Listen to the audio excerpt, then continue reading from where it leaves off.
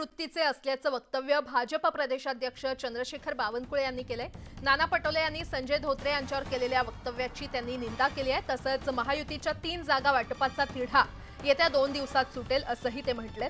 10 ते 12 मिनिटं चर्चा झाली तरी जागा वाटपाचा तिढा सुटेल असं वक्तव्य चंद्रशेखर बावनकुळे यांनी केले।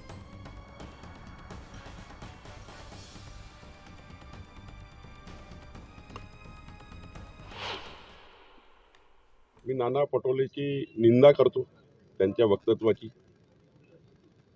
खरं तर गिधाड असतात ते गिधाड असा वाट पाहत असतात की कोणी मृत्यू झाला की त्याच्या बॉडीवर आम्ही जाऊन पडू।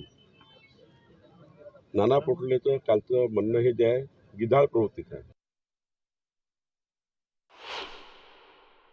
मला वाटतं 2-3 जागाचाच आता तिढा आहे। तिढा म्हणजे 10-12 मिनिटाची बैठक झाली तरी संपेल, पण एकत्रित बसून मला वाटतं त्यात काही फार आता किंतु परंतु नाही आहे। कधी होईल? 1-2 दिवसात